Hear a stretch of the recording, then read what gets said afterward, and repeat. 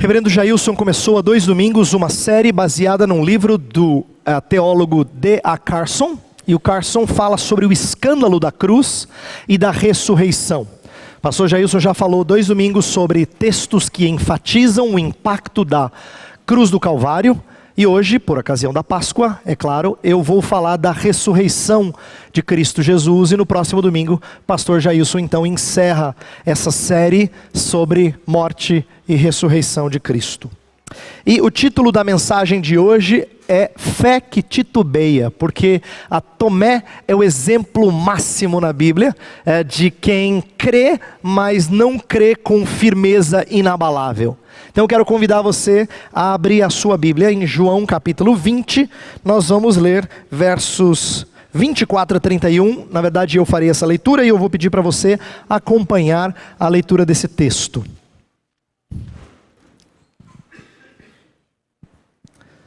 João 20, de 24 a 31, diz assim: Tomé, chamado Dídimo, um dos 12, não estava com os discípulos quando Jesus apareceu. Os outros discípulos lhe disseram: vimos o Senhor. Mas ele lhes disse: se eu não vir as marcas dos pregos nas suas mãos, não colocar o meu dedo onde estavam os pregos, e não puser a minha mão no seu lado, não crerei. Uma semana mais tarde, os seus discípulos estavam outra vez ali e Tomé com eles. Apesar de estarem trancadas as portas, Jesus entrou, pôs-se no meio deles e disse: paz seja com vocês. E Jesus disse a Tomé: coloque o seu dedo aqui, veja as minhas mãos. Estenda a mão e coloque-a no meu lado. Pare de duvidar e creia. Disse-lhe Tomé: Senhor meu e Deus meu. Então Jesus lhe disse: porque me viu, você creu? Felizes os que não viram e creram. Jesus realizou na presença dos seus discípulos muitos outros sinais miraculosos que não estão registrados neste livro. Mas estes foram escritos para que vocês creiam que Jesus é o Cristo, o Filho de Deus, e crendo, tenham vida em seu nome. Vamos orar mais uma vez? Senhor Deus, estamos diante da tua palavra com o objetivo de explicá-la e aplicá-la às nossas vidas. Eu tenho essa tarefa e eu peço que o Senhor, na tua misericórdia, me use para encorajamento meu e dos meus irmãos. E que os nossos corações estejam prontos a receber a semente da palavra nessa manhã. Desperta aqueles que precisam ouvi-la. E faze-o para a tua glória, nós te pedimos em nome de Cristo. Amém. Nessa manhã eu quero falar sobre dúvida. Dúvidas que eu creio seja mais comum do que às vezes a gente admite. Dúvidas sobre nossa fé, sobre o cuidado de Deus, sobre as coisas espirituais. Eu creio que dúvida seja algo comum tanto entre crentes quanto descrentes. Deixa eu começar com os descrentes. Ateus, por exemplo, quando eles são honestos, eles admitem que já questionaram o seu ateísmo. E não é sem razão. Afinal de contas, a Bíblia fala que eles têm conhecimento de Deus, e esse conhecimento fica pressionando lá dentro, é tão forte que ele como se combatesse de alguma maneira o seu ceticismo. Para que ele continue ateu, a Bíblia diz que ele tem que suprimir a verdade de Deus, substituindo-a por mentira. Por quê? Porque tudo que Deus revelou fora dele e até dentro dele apontam para o Criador. Então até ateus, quando são honestos, admitem que têm dúvidas com respeito ao seu ceticismo, ao seu ateísmo. Crentes, eu imagino, têm dificuldade de reconhecer que dúvidas também os assolam. Mas nessa manhã eu quero chamar a sua atenção para o fato de que dúvida, no sentido mais lato, é algo próprio, se não de todos, da grande maioria dos cristãos. Um livro interessante que eu li parte essa semana, de Gary Habermas, chamado O Fator Tomé, ele trata de como dúvida é comum na vida de fiéis. Ele afirma que dúvida pode ser falta de certeza sobre a veracidade do cristianismo, isto é, você pode questionar se o cristianismo é verdadeiro, esse é um tipo de dúvida, normalmente é sobre esse que nós pensamos. E aí talvez você diga assim, graças a Deus pastor, esse problema não tem. Mas também pode ser sobre a sua própria fé, dúvida sobre o seu relacionamento com Deus, o seu desempenho espiritual, ou sobre como ela, isto é, a sua fé, se aplica às situações da vida real. E neste último caso, eu creio que muitos de nós se encaixam. Existem crentes que duvidam da sua própria salvação, existem crentes que questionam o cuidado de Deus, ou tem algum tipo de incerteza quanto às promessas de Deus, ou quanto à direção de Deus. Você já não duvidou se de fato Deus está te guiando por esse caminho ou por aquele caminho? Não questionou, será que isso aqui é agradável a Deus ou não é? Esse tipo de dúvida, ele assola muitos crentes. Alguns sofrem mais com isso, outros menos, porque os tipos de dúvidas são diferentes, mas eu creio que elas são comuns em fiéis. E eu quero mostrar para você que elas são comuns, mesmo que você tenha dificuldade de admitir, porque elas foram comuns até na vida de grandes homens de Deus da Bíblia. Eu quero dar alguns exemplos, para facilitar o seu reconhecimento de que dúvida é comum. Porque eu sei que tem alguns nessa manhã que são céticos quanto ao fato de que já duvidaram. Duvidam que de fato já duvidaram da sua fé um dia. Mas eu quero mostrar para você como isso é comum. Deixa eu citar alguns exemplos conhecidos. A Escritura fala de cristãos de ânimo dobre. A ideia aqui é de ter dúvida, é de fazer questionamento. Está lá em Tiago capítulo 1. Fala sobre pessoas que têm inquietações sobre a provisão de Deus, o que comer, o que você vai vestir, o amanhã. Isso também está ligado com dúvida. A Escritura fala de pessoas que têm fé, mas que não têm fé suficiente. Inclusive, uma vez um homem chegou para Jesus e falou: creio, ajuda-me na minha falta de fé. Ele tinha algum grau de dúvida. Essa caminhada trôpega acontece inclusive com grandes homens de Deus no Antigo Testamento e no Novo Testamento. Vamos começar com o exemplo de Jó. Jó, para a maioria de nós, é aquele homem tremendamente fiel, que no começo perde filhos, todas as posses e saúde, e ainda assim não maldiz a Deus. Você fala, o cara é bom. Mas é porque você costuma ler Jó capítulo 1 e 2 e depois cansa no meio do livro. O Jó do meio do livro é um Jó que questiona se Deus de fato está sendo justo com ele. Sabe o que ele faz no meio do livro? Ele pede uma audiência com Deus. Deus, eu quero que o Senhor apareça aqui, nós vamos conversar. Vamos conversar, porque não tem razão de eu estar sofrendo do jeito que eu estou sofrendo. Eu não estou entendendo isso, eu estou questionando se o Senhor de fato é justo. Porque olha a minha vida. Eu te sigo fielmente, eu amo o Senhor, e olha como é que eu sou tratado. Ele tem dúvidas sobre a justiça de Deus. Ele acha que ele sofre sem razão. E isso acontece várias vezes no decorrer do livro. Vamos pegar um outro exemplo. Abraão, muitas vezes chamado de o pai da fé.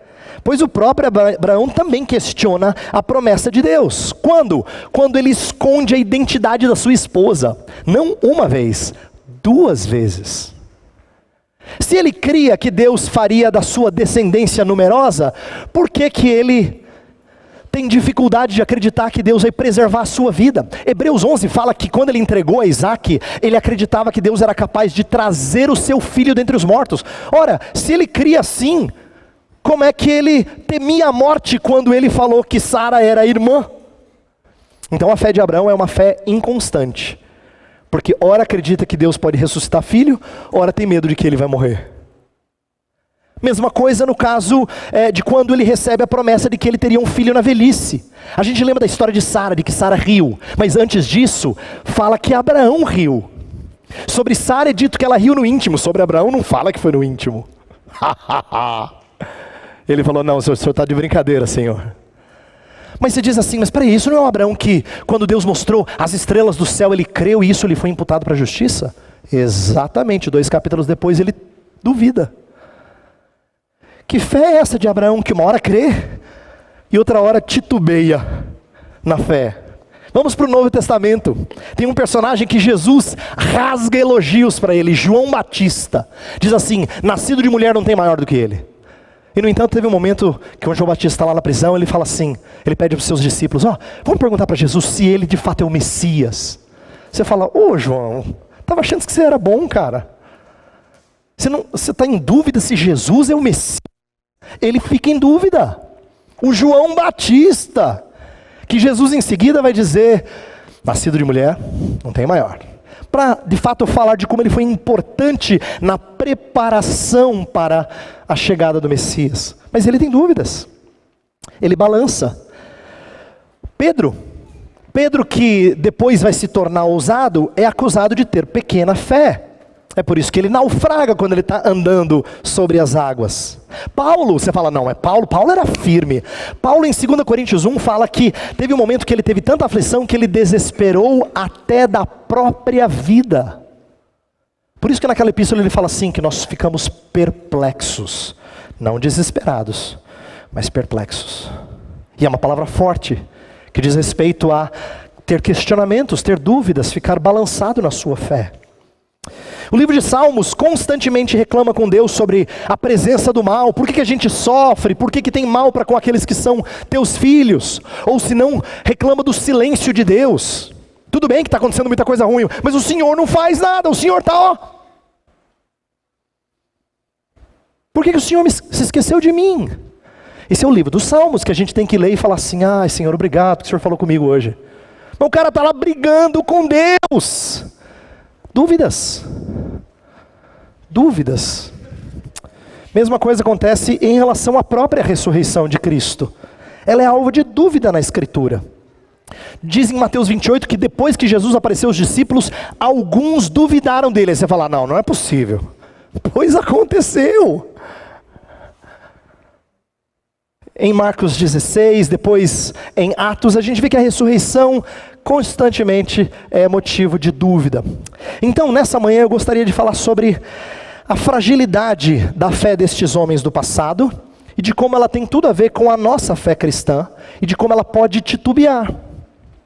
Eu quero que você reconheça que sua fé e a minha fé não são tão inabaláveis assim. E de que nós precisamos, em meio a uma fé que balança, nos segurarmos em Cristo para que ela não naufrague. Porque esses homens que eu citei podem ter tido sua fé balançada, mas nunca naufragaram na fé. Mas não é por causa da força da sua fé, é isso que eu quero que você entenda. Eu não quero aqui falar sobre como João Batista foi forte na sua fé, como Abraão, como Jó foram fortes na fé. Na verdade eu quero falar de como Deus tratou de cada um deles segundo as suas necessidades. Porque a verdade é que Deus tratou de cada um dos seus filhos, cuidando das suas dúvidas. Então essa mensagem é para nos ajudar a entender como Jesus Cristo fortalece uma fé cambaleante. E eu quero olhar para a história de Tomé. Então, veja no texto, eu quero começar com os versos 24 e 25, falando do clamor de um homem cético. Tá? Tomé é aqui alguém que representa o cético. E quando eu falo cético, nessa mensagem, eu não gostaria que você pensasse alguém que não acredita em Deus. Eu quero que você pense que, em alguma medida, todos nós que titubeamos na fé, somos céticos. Tomé aqui vai representar o nosso ceticismo, tá? Qual é o seu clamor? Versos 24 e 25 de novo, diz assim: Tomé, chamado Dídimo, um dos 12, não estava com os discípulos quando Jesus apareceu. Os outros discípulos lhe disseram: vimos o Senhor. Mas ele lhes disse: se eu não vir as marcas dos pregos nas suas mãos, não colocar o meu dedo onde estavam os pregos, e não puser a minha mão no seu lado, não crerei. Tomé havia perdido a primeira aparição de Jesus. Jesus apareceu, provavelmente encorajou os demais discípulos, mas não pense que eles estavam já cheios de gás espiritual, porque a história começa dizendo que de novo eles estavam de portas trancadas. Havia um certo medo. Tá? Jesus apareceu, mas a gente não sabe o que vai acontecer ainda. Havia um certo temor. Então, eles estavam encorajados, mas não totalmente fortalecidos ou energizados para o testemunho deles. Isso aconteceria dali a poucos dias com o Pentecostes, com a descida do Espírito Santo. Então, ele não havia ainda recebido a paz de Cristo. 2 vezes quando Cristo aparece aos discípulos, ele fala: a paz de Deus, eu trago vocês a minha paz, a paz de Deus seja com vocês. Tomé não havia experimentado disso. O seu ceticismo era tão enraizado que mesmo que os seus melhores amigos dissessem para ele: mas nós vimos o Senhor, ele diz: desculpa, você pode ter visto, mas se eu não vi com esses olhos que a terra há de comer, eu não vou acreditar. Se eu não tocar nas suas feridas, eu não vou acreditar. Então, ele tem um ceticismo tão enraizado que nem o testemunho das pessoas mais confiáveis a ele serve. Não serve.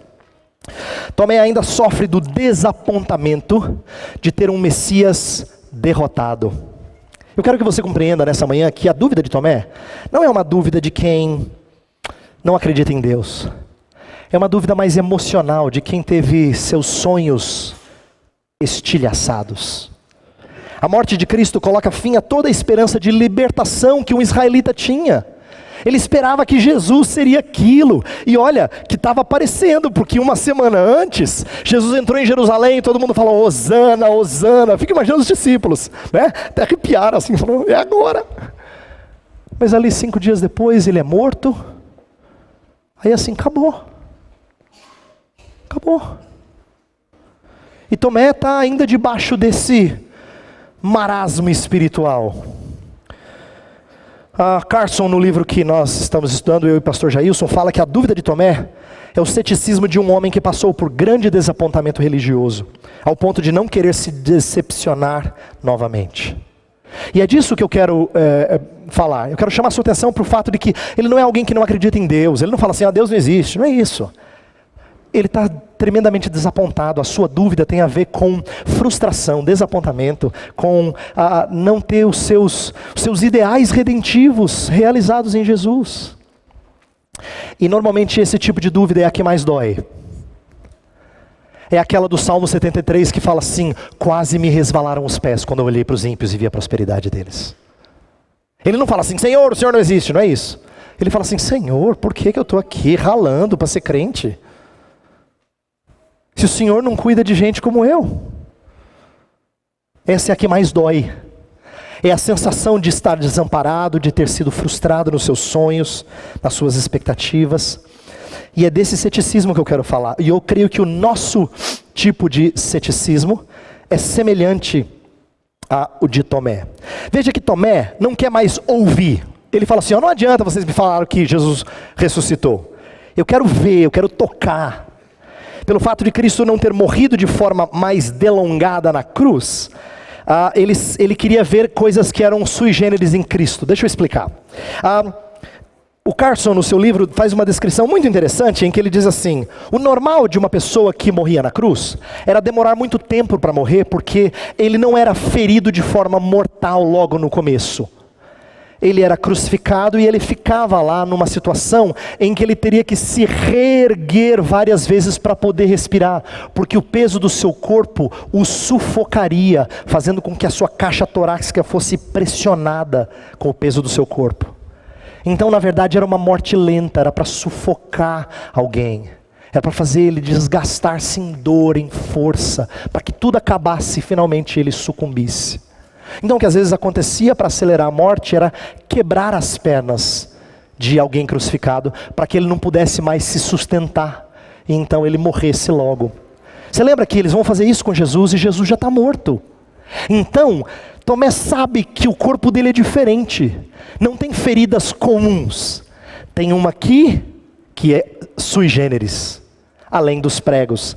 Então ele fala assim, eu quero ver o corpo dele do jeito que de fato isto é, com as feridas que ele teve que os outros não têm.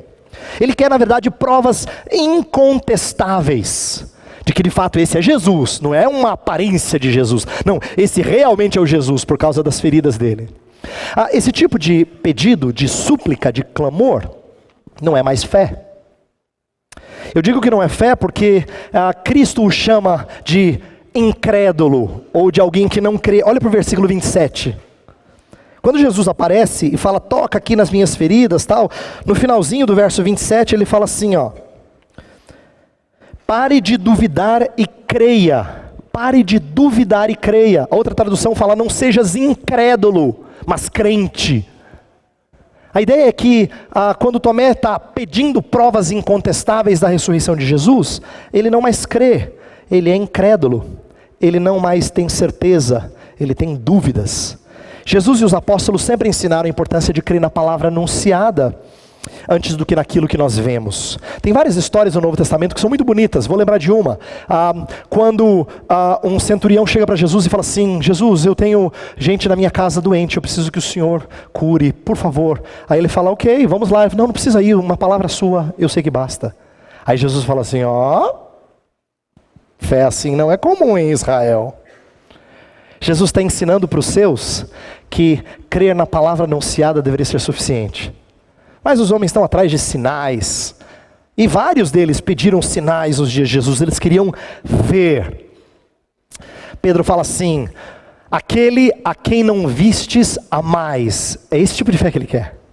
Que nós amemos aquele a quem nós não vimos, mas aquele de quem ouvimos. Ele está ensinando para nós céticos que o que deveria fortalecer a nossa fé é a palavra anunciada. Mas deixa eu dizer que eu e você também temos fé semelhante à de Tomé.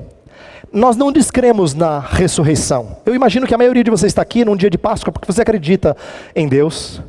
Você até acredita que Jesus ressuscitou. Não tem problemas grandes com isso. Eu acho que as nossas dúvidas têm mais a ver com o impacto disso na nossa vida. Elas são mais emocionais. Elas não são sanadas pela ressurreição de Cristo. Quer ver? Às vezes a gente sofre algumas coisas na vida e nós não gostaríamos de sofrê-las de novo, natural. Mas para que a gente de fato esteja firme na fé, a gente gostaria de ter provas incontestáveis de que a gente não vai experimentar isso de novo. É o caso de quando você tem uma doença muito grave. Você quer que Deus traga algum tipo de luz para te garantir de que você não vai ter de novo. Ou quando você tem um relacionamento quebrado. Olha como você e eu temos dúvidas quando um relacionamento, seja de amizade ou um relacionamento amoroso, quando ele é quebrado, a gente tem dúvidas de que nós vamos ter agora vida tranquila nessa área. A gente tem dúvidas. A gente gostaria de ter provas incontestáveis para entrar num novo relacionamento. Isso é dúvida. Isso é medo de quem está balançado. Ou senão você teve algum tipo de queda financeira e você agora duvida de que você pode confiar no Senhor nessa área. A grande verdade é que nossos desapontamentos na vida, eles despertam dúvida. E para nós a ressurreição pode ser verdadeira, mas não tem nada a ver com essas coisas. A gente não percebe o impacto da ressurreição sobre essas situações. E eu quero chamar a sua atenção para algo que talvez você não tenha visto. Para a singularidade da ressurreição de Cristo em relação aos demais milagres. Sabe que eu e você, às vezes, nós esperaríamos que Deus fizesse assim algum milagre. Eu não estou dizendo que você é uma pessoa de linha carismática, mas assim, se Deus pelo menos confirmasse, pastor, seria tão bom. Confirmasse seria mostrasse alguma coisa, né? Que ficasse palpável, visível. A gente gostaria de ver algum tipo de milagre. Mas eu quero dizer a você o seguinte: os milagres de Cristo, por mais fantásticos que foram, eles suspendiam os efeitos da queda, mas não erradicavam os efeitos da queda. Deixa eu explicar de outro jeito. Eles faziam com que os efeitos da queda fossem momentaneamente freados. É o caso de alguém que está doente. Ele foi curado, mas não significa que ele não vai voltar a ficar doente. Ou é o caso de Lázaro, que foi ressuscitado, mas não significa que ele não volta a morrer. Então os milagres de Jesus Cristo, eles suspenderam por algum tempo os efeitos da queda. O único milagre que não suspendeu apenas, erradicou totalmente os efeitos da queda, foi a ressurreição de Cristo. Por quê? Porque uma nova humanidade surgiu. Cristo não ressuscitou com um corpo mortal, ele ressuscitou com um corpo imortal. O que isso significa é que agora nós temos alguém que ressurgiu para uma nova realidade. Vou citar uma frase do John Stott. Ele fala que Cristo foi elevado a um novo nível de existência, em que ele já não era mais mortal. E eu quero que você preste atenção no efeito que isso pode ter sobre a sua vida e a minha. Imagine se você tivesse como garantia de um futuro seguro, não a promessa de que você não mais vai ter desapontamento nessa vida, mas a perspectiva de um novo tipo de existência, sem dor ou desapontamentos. Deixa eu explicar. O que muitas vezes a gente quer é que Deus apenas freie os efeitos da queda.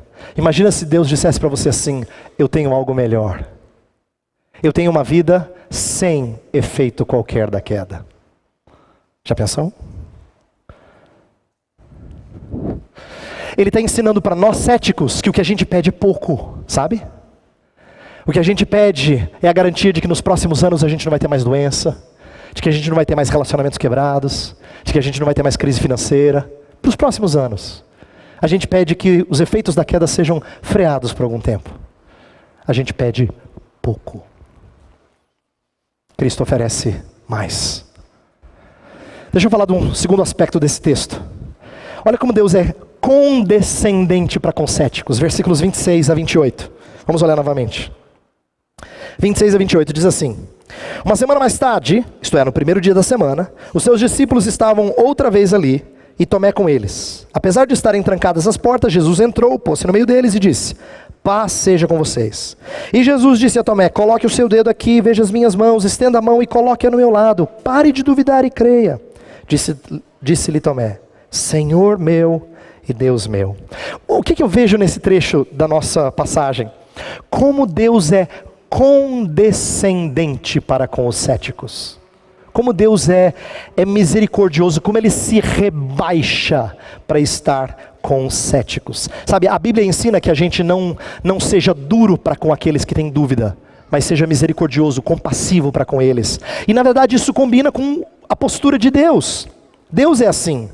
Deus sempre teve uma postura compassiva e condescendente em relação aos seus servos cambaleantes da fé. Por exemplo, Jó teve todo aquele questionamento da justiça, não é?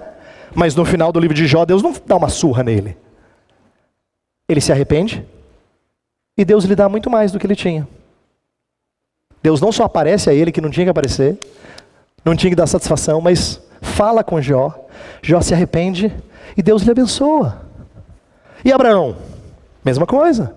Teve sua fé confirmada por promessas. Quando Deus fez o milagre de livrar o seu filho prometido. E o que acontece com João Batista? Jesus Cristo não fala assim: João Batista, por favor, né? Não. Ele faz milagres ali na hora e fala para os seus discípulos: corram e digam para João o que vocês têm visto. O que ele faz com Pedro? Ele fortalece a fé de Pedro. Lembra depois da ressurreição, ele fala assim: Pedro, tu me amas, cuida das minhas ovelhas. Você percebe que com todos eles, Jesus não agiu de forma assim a desdenhar a fé pequenininha deles. Não, ele é condescendente, ele é compassivo. Eu quero que você compreenda como isso impacta não só o nosso entendimento de Deus, mas o nosso entendimento do próximo e de nós mesmos. Todas as vezes que eu e você, de forma soberba, nós criticamos o outro que parece que não é tão firme na fé assim, nós não agimos de forma compassiva. Nós não agimos de forma condescendente, como o nosso Deus o faz. Cristo apareceu no primeiro dia da semana, diz outra tradução, 8 dias depois, como ele já tinha feito, para ensinar para Tomé uma coisa: a minha aparição é descanso para a sua vida. Jesus estava iniciando um novo dia de descanso. É por isso que cristãos, desde o início da era cristã, não mais descansam no sábado, 7º dia da semana, mas no primeiro dia da semana. É um novo descanso. Cristo mostra o que significa ter os efeitos da queda erradicados deste mundo. Cristo é a primícia dessas coisas. Por isso que ele vem e sempre se apresenta e diz assim: paz seja convosco. Ele está ensinando a gente a descansar na sua ressurreição. E é isso que ele vai fazer com Tomé. Ele vai trazer descanso para esse cético apóstolo. Eu acho curioso a maneira como Jesus Cristo responde ao clamor de Tomé. Eu acho que eu teria sido um pouco mais duro. Eu acho que eu teria sim botado Tomé na parede. Mas Jesus responde a cada coisa que Tomé falou. Ele fala assim: eu quero vê-lo. Aí ele diz: vê? Jesus fala assim: venha e veja. Eu quero tocar nas feridas dele. Ele fala: vem, coloque a sua mão. Se eu não fizer isso, eu não vou crer. Ele fala: seja crente, não incrédulo. Na verdade, as frases de Jesus Cristo, elas respondem exatamente a cada pedido de Tomé. Aqui mostra não só que Cristo sabia do que Tomé queria ou precisava, mas mostra o diagnóstico cirúrgico, vamos dizer assim, né? Desse que cuida das nossas dúvidas, do nosso ceticismo. Jesus surpreende muitas vezes aqueles de quem ele cuida. E eu creio que ele pode surpreender você, como por exemplo ele surpreendeu a família de Lázaro. Neste livro que nós estamos usando como base, tem um capítulo que fala da ressurreição de Lázaro. E o Carson fala algo muito bonito, ele fala assim: você já percebeu como no início da história, Jesus recebe a notícia de que Lázaro está doente para a morte, e ele fala para os seus discípulos assim: vamos ficar mais um pouquinho aqui. Mas ele amava aquela família, e o texto fala no começo de que ele amava a família. Então o que você esperaria? Porque ele amava a família, ele pegou o primeiro busão e foi. É lógico. Mas o que o texto fala? Que ele resolveu demorar. E o texto diz que era por causa da glória de Deus que tinha que ser manifesta. Ele amava tanto a família de Lázaro, Marta, Maria e o próprio Lázaro, que ele queria que eles enxergassem mais do que eles esperavam de Cristo. Tanto é que quando Jesus chega lá, você lembra que Marta fala assim: eu sei que se o senhor tivesse aqui ele não teria morrido. Mas ela não imagina o que ele vai fazer. Quando ele vai para o túmulo, fala assim: Senhor, já cheira mal, é de 4 dias. Ela não esperava o que ele ia fazer. Por quê? Porque o Senhor sabe cuidar das nossas dúvidas de um jeito que a gente não espera, de forma surpreendente. Foi isso que Cristo fez com Tomé. Tomé pediu e precisava o quê? Ele precisava ver e tocar, e Jesus deixou que isso acontecesse. O que Cristo fez e faz é suficiente para Tomé responder com adoração, e é isso que ele faz com a gente. Quando nós somos tratados pelo Senhor Jesus, a nossa resposta tem que ser: Senhor Deus, Deus meu, Senhor meu. É a resposta de Tomé no versículo 28.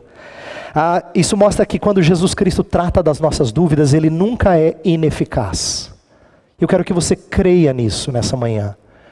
Você não trata com um médico que ora acerta, ora erra. Jesus não precisa ser a segunda opinião. Ele trata do seu ceticismo sempre de forma eficaz. Ele atende às nossas necessidades mais profundas. Mas eu não podia terminar essa mensagem se eu não falasse que o Salvador não só é condescendente para com o ceticismo, ele também trata dele. E ele trata não deixando de repreender a Tomé. Ainda que Cristo tenha sido condescendente com Tomé, ele não deixa de repreender e instruir o apóstolo. Dos versículos 29 até o final do nosso texto, fica muito claro. Tomé fala assim: Senhor meu, Deus meu. Aí podia terminar com uma música e fechar o filme, aí as letrinhas sobem, você fala assim: que bom. Mas não é assim que termina a história. Não é assim. Antes de subir as letrinhas, Jesus fala assim: porque você viu, você creu? Bem-aventurado quem não viu, feliz é quem não viu e creu. E aí, João, que é o evangelista que está narrando essa história, termina dizendo assim, nos versos 30 e 31. Inclusive, Jesus fez muitas outras coisas, viu? Não estão registradas aqui, mas o que está é suficiente para você crer.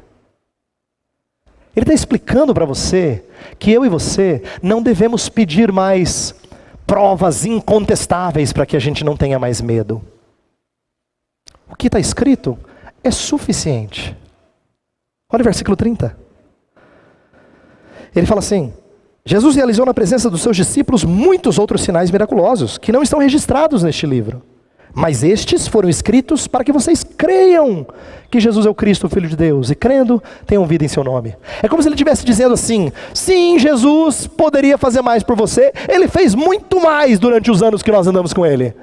Não dá para escrever nesse livro.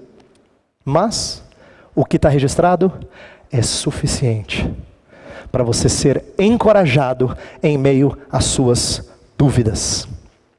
Isso é importante eu dizer porque toda dúvida, embora a gente tenha que ser condescendente, compassivo, ela sempre é resultado de pecado. Sempre é resultado de pecado. Não significa que todo tipo de dúvida é pecaminosa em si, mas ela é resultado de pecado. Deixa eu dar um exemplo. Às vezes as pessoas têm dúvida porque elas são ignorantes com respeito às escrituras, elas não conhecem bem, elas não foram bem ensinadas. E normalmente isso é típico de gente neófita, nova na fé. Mas é resultado de pecado, é resultado de mau ensino, de ignorância com respeito à verdade de Deus. Quando a gente cresce um pouquinho mais no conhecimento bíblico, mesmo que a gente saiba de algumas coisas, a gente fala assim: eu sei que Deus é fiel, só que...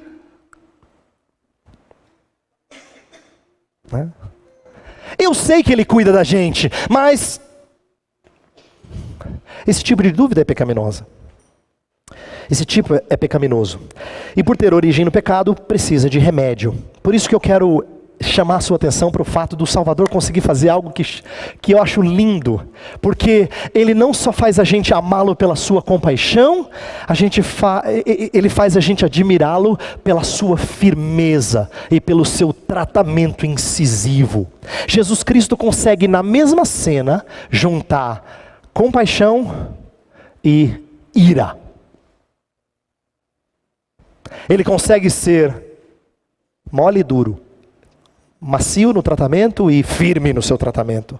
Ele consegue ser bondoso e firme e contundente. E é importante que a gente enxergue isso, porque alguns de nós gostam mais de um lado de Jesus.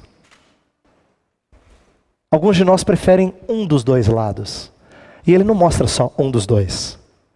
Veja que é a mesma coisa que aconteceu na ressurreição de Lázaro. Uma das coisas que eu aprendi, mais significativas que eu aprendi com o Carson nesse livrinho que a gente está usando como base das nossas mensagens, é que quando ele expõe a ressurreição de Lázaro, ele fala assim, tem um momento que Maria está chorando, e fala assim o texto, Jesus agitou-se no espírito e comoveu-se, aí ele chora. A palavra agitou-se, na verdade, literalmente significa ficou irado. Você fala, Jesus... Está chorando a perda do seu irmão. Fica bravo no velório? Isso é lugar para ficar bravo, Jesus? Mas na verdade o que está acontecendo? Jesus está mostrando ira para com a morte. Ela é inimiga dele. Ele veio para vencê-la. Ela não é natural. Ele não pode dizer, a morte é natural, todo mundo morre. Não, Jesus não olha assim. Para ele morte é algo desprezível, abominável. Ele consegue no mesmo momento ficar irado e comover-se, chorar por ira e por compaixão. E é o que a gente vê aqui. Jesus trata Tomé não só sendo condescendente para com a sua necessidade, mas ele também repreende o apóstolo. Ele também é contundente para com o apóstolo. Ele tinha que aprender que o testemunho dos seus irmãos, apóstolos, deveria ter sido suficiente. Porque você viu, você creu? Feliz é aquele que não viu e creu. E João fala, pois vocês não verão, mas já foi registrado bastante coisa aqui. Creiam. Não sejam incrédulos, mas crentes. Eu quero terminar essa mensagem chamando a sua atenção para a necessidade da ressurreição de Cristo nos impactar, mesmo que a gente não veja Ele com os nossos olhos, mesmo que a gente não toque nas suas feridas. Os apóstolos foram impactados. Há uns anos atrás eu preguei uma mensagem que eu falei de como a ressurreição transformou os apóstolos. Eles agora têm, por exemplo, coragem para viver perigosamente por Cristo. Eles agora têm desprendimento, porque não vão ajudar nada nessa vida. Eles têm perseverança, mesmo quando estão sofrendo. Eles têm confiança de que a igreja vai triunfar, mesmo quando ele tem alguns contratempos. Eu disse isso numa Páscoa alguns anos atrás, para você ser lembrado de que a Escritura diz que quem de fato crê na ressurreição é transformado por ela. E eu quero terminar chamando a sua atenção de como é que ela pode nos transformar. E a gente vai orar sobre isso. Eu quero terminar com uma ideia que eu aprendi com um livro do John Stott, em que ele fala de como é que a ressurreição de Cristo se torna a nossa segurança. 3 coisas e a gente encerra. Primeiro, Cristo nos garante o perdão dos pecados. A gente na nossa ordem de culto. E por que isso é importante? É que a ressurreição foi a confirmação do Pai de que o pagamento do Filho na cruz foi suficiente. Então, o Pai está ressurgindo como quem diz, eu aceito o seu pagamento. E por que isso é significativo? É porque uma das nossas dúvidas, um dos nossos temores, diz respeito a algumas culpas que a gente adquiriu ao longo dos anos. A gente tem medo de que isso volte para nos amedrontar. Tem coisas que você já fez e que você coloca guardada no armário, bem escondidinho, por entre as roupas assim. Tem coisas que eu já fiz, que você já fez, que a gente ainda tem medo do impacto que isso pode ter, se isso vier à tona. E se isso te assola, é sinal de que você tem medo do seu passado. Pois a ressurreição de Cristo é a melhor confirmação que Deus poderia te dar, de que o seu passado está resolvido. Sabe aquele medo que você tem? Resolvido.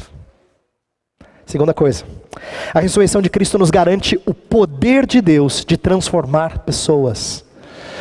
Você lembra que Jesus Cristo foi transformado em um corpo, de um corpo mortal para um corpo incorruptível. Então, isso é prova de que a ressurreição tem um poder transformador. E se ela tem um poder transformador, então isso garante um presente mais encorajador.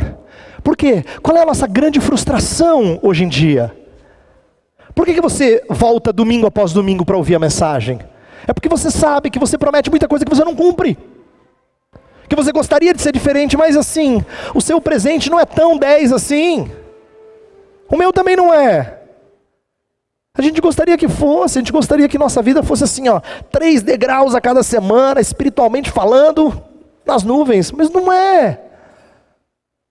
Não é. A ressurreição de Cristo é a garantia para nós de que no presente há poder transformador à nossa disposição. Uau! Então eu posso confiar de que Deus pode me transformar nesta vida? Pode. E fazer-me vencer algumas das minhas fraquezas? Pode. A ressurreição é garantia disso. E por último, se é garantia de um passado resolvido, de um presente mais encorajador, também é garantia de um futuro mais brilhante. Por quê? Porque a vitória de Cristo é a prova de que o pecado, tanto no indivíduo quanto no cosmos, será resolvido. E a ressurreição de Cristo é a resolução disso. Ela nos garante, nos assegura de que o nosso futuro vai ser sem precedentes. Sem precedentes, sem igual. Com deleites que nós nunca vimos.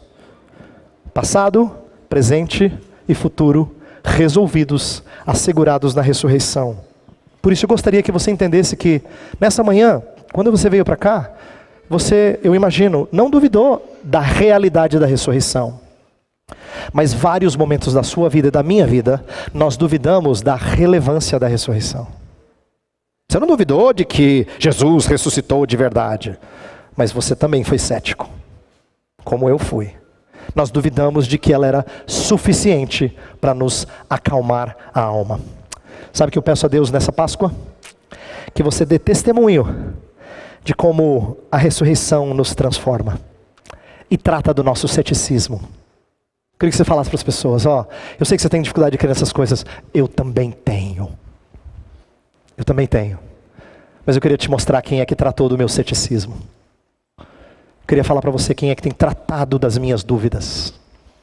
Eu tenho muitas dúvidas, mas tem alguém que tem tratado de mim. Faça disso. Que a Páscoa seja isso. Seja o seu desejo de mostrar a capacidade transformadora, a relevância da ressurreição na sua vida. É isso que eu rogo para você e para mim. Vamos orar e depois receber a bênção. Ó Pai, nós te bendizemos nesta manhã, porque o Senhor ressurgiu, o teu Filho, e nós aprendemos desta história na tua palavra, e ela é suficiente para nos encorajar. No entanto, nossa vida cotidiana tem demonstrado que às vezes nós duvidamos da sua relevância. Duvidamos de quão impactante ela pode de fato ser na nossa vida, no nosso dia a dia. Nós temos todos um pouquinho de ceticismo, Senhor. Por isso nós precisamos confessar nossos pecados nessa manhã. E pedir que o Senhor seja bondoso para conosco. Seja condescendente e trate segundo as nossas necessidades. Mas que em meio à tua condescendência, à tua bondade, que o Senhor não deixe de ser firme conosco, de corrigir nossos pecados, de levar-nos ao arrependimento, de termos nossos corações tratados por Ti mesmo. Nós pedimos isso porque isso vai fazer muito bem a nós e vai honrar ao Senhor mais que tudo. Essa é a nossa oração. Que a nossa Páscoa seja um constante testemunho de que o Senhor trata do nosso ceticismo. Em nome de Cristo. Amém. Que a graça do Senhor e Salvador Jesus, e o amor de Deus, o nosso Pai, e a comunhão do Santo Espírito que em vós habita, sejam com vocês, povo de Deus, hoje e sempre. Amém.